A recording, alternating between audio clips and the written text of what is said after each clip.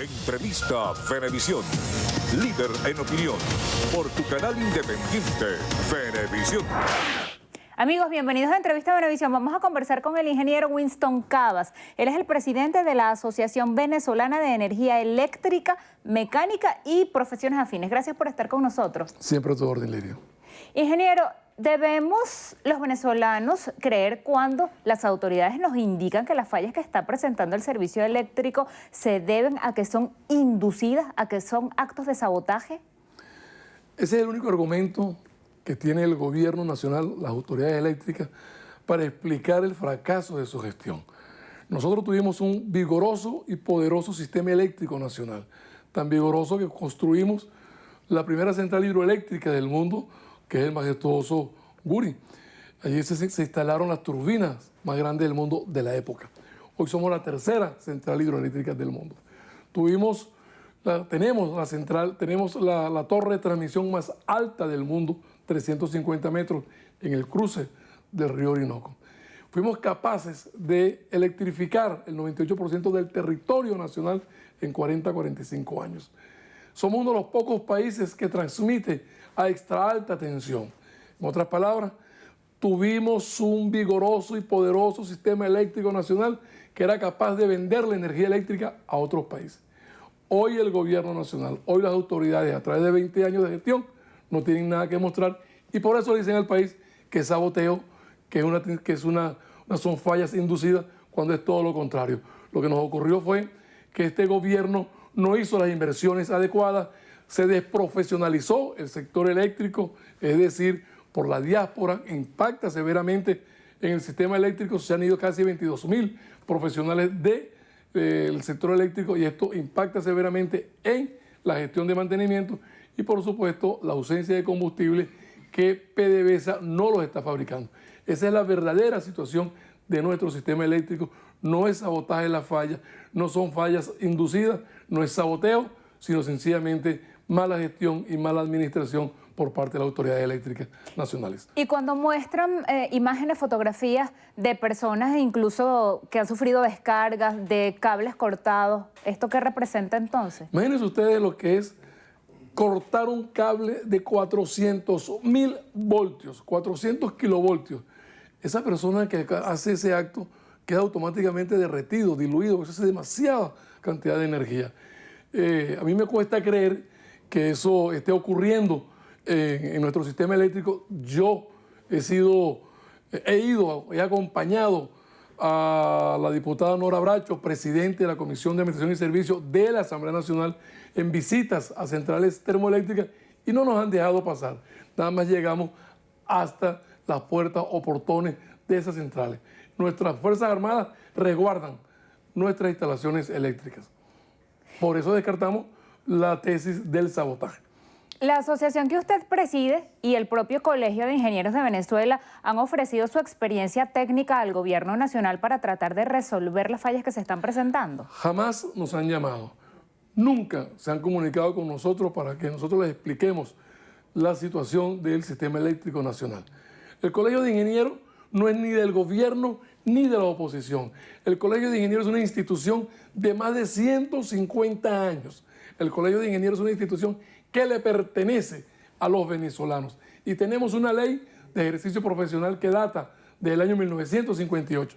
Esa ley le da la potestad al Colegio de Ingenieros y a los ingenieros del país de ser asesor del Estado en nuestra área de competencia.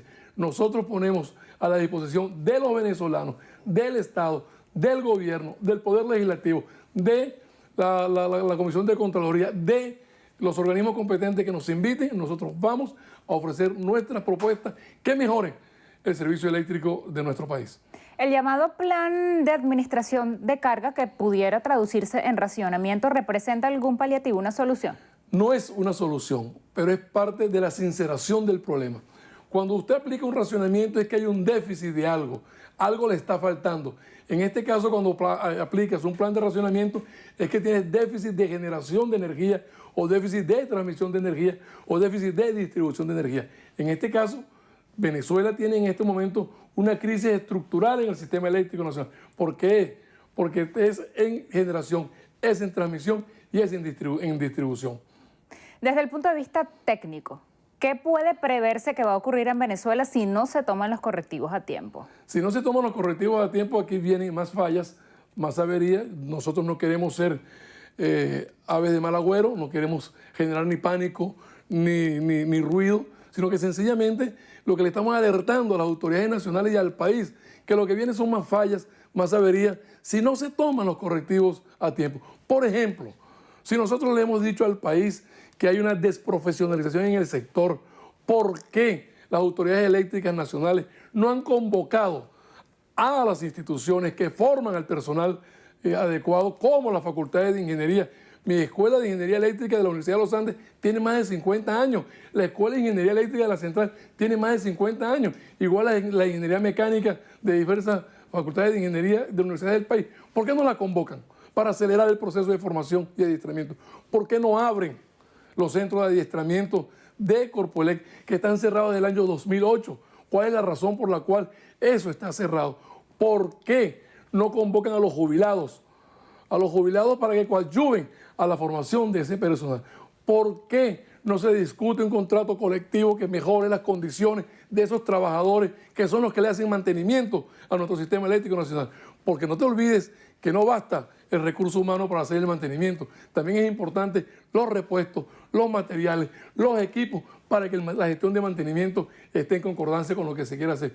Y eso se presenta en una discusión de contrato colectivo. No está presente en el gobierno la intención de resolver esa crisis por los momentos.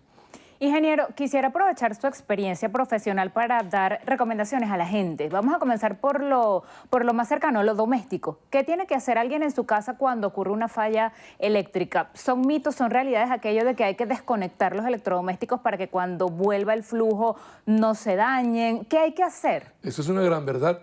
Se va el fluido eléctrico, lo primero que hay que hacer es salir a desconectar todos los electrodomésticos. Todo. Porque el gobierno no te va a cumplir con la ley. Es obligación del gobierno y de las autoridades eléctricas reponerle a ese ciudadano, a ese venezolano humilde que se le haya quemado ese equipo, tiene que devolverle su electrodoméstico. Entonces el venezolano, ¿qué tiene que hacer? Desconecta ese equipo, viene el flujo eléctrico, no le pasa nada a su equipo. Cuando se estabilice, usted vuelve a instalar ese equipo otra vez. En las instituciones de salud, ¿qué hacer si, por ejemplo, ocurre una falla y hay personal médico en quirófano haciendo una intervención a un paciente? ¿Qué hay que hacer con las máquinas de diálisis, con los equipos de soporte vital para pacientes en cuidados intensivos, un respirador y el centro de salud no disponga de planta eléctrica? Allí es donde impacta severamente la crisis del servicio eléctrico. Impacta en los sectores más vulnerables de la población. Los niños, los jóvenes, los niños recién nacidos, los adultos mayores.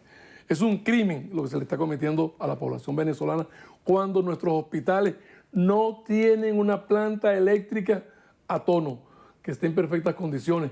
Cuando se vaya el fluido eléctrico, esta planta eléctrica debe entrar en funcionamiento de una manera instantánea, porque tiene un switching que permite que eso ocurra. Hoy hemos visto cómo se va la energía eléctrica en hospitales, se interrumpen las operaciones en quirófanos, se dañan las máquinas de diálisis, los respiradores artificiales se dañan porque no existe un respaldo energético para ese tipo de implementos, que pudiera ser unos UPS, pudiera ser una batería o pudiera ser unos motogeneradores. Ninguna de las tres cosas están presentes en los hospitales y es por ello que tenemos cosas que lamentar cuando se pierden vidas y cuando se interrumpe el servicio eléctrico.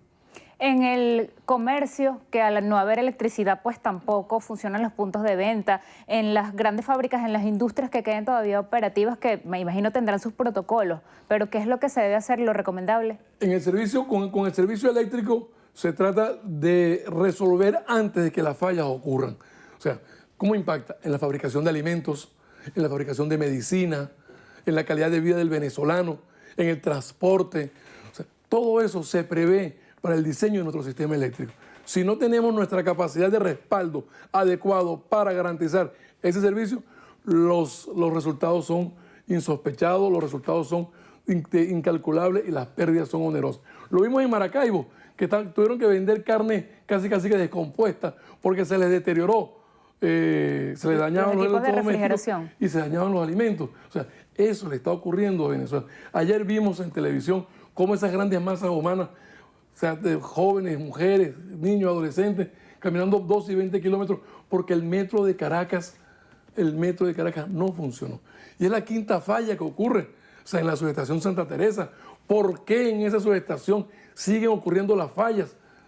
O sea, ¿hasta cuándo se actúa de manera inclemente contra la población venezolana? ¿Por qué no se ha resuelto eso? Hay una perturbación en la línea de generación, en la línea de 400 kilovoltios de San Jerónimo a Santa Teresa. ¿Y por qué las protecciones principales y de respaldo no operaron correctamente? Que sacaran esa falla. ¿Por qué la generación propia de Caracas no operó correctamente para que el ciudadano de a pie no viera esa falla? ¿Cuál es la generación propia de Caracas? Tacoa tiene 1.300 megavatios instalados y 0 megavatios disponibles. Picure tiene cerca de 400 megavatios, 0 megavatios disponibles. La Raiza, El Sitio, Guarena, Guatire operan un 20%. La generación termoeléctrica de Caracas no está operando correctamente, funciona escasamente un 20%. Y a eso por problemas de mantenimiento y de combustibles. Y eso hay que decirlo y remacharlo, porque PDVSA acaba de hacer un convenio con Trinidad, donde le entrega a Trinidad la producción gasífera de un campo costa afuera frente a Guiria que se llama Dragón. Y nosotros necesitamos ese gas, porque tenemos unas plantas termoeléctricas allí en el estado Sucre que requieren ese combustible, como lo es Juan Valdés, como es el Antonio José de Sucre 1 y 2 en Cumaná, o la de Margarita, que se llaman Juan Bautista Arismendi y Luisa Cáceres de Arismendi. Nosotros necesitamos ese combustible. Pues el gobierno, en busca de dólares, le vende ese combustible a Trinidad. Trinidad resuelve el problema de sus plantas termoeléctricas, para eso es el combustible, y Venezuela y los venezolanos de esa parte del país tienen problemas con el servicio eléctrico.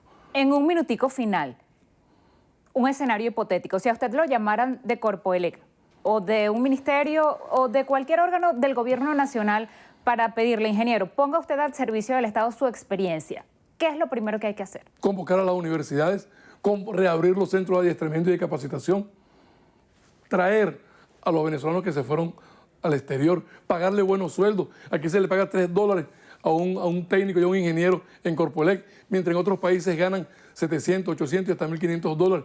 Hay que convocar a la ingeniería venezolana para resolver el problema de la crisis eléctrica, que no es una crisis ni inducida ni creada por los venezolanos. Fue una crisis originada y creada por este gobierno. Y por eso nosotros decimos con bastante claridad que la solución a la crisis del sistema eléctrico pasa por un cambio en la línea política del Estado venezolano, porque bajo este gobierno no hay forma de que se recupere nuestro sistema eléctrico nacional. Gracias por venir a compartir sus opiniones con nosotros. Siempre a tu orden, Lirio.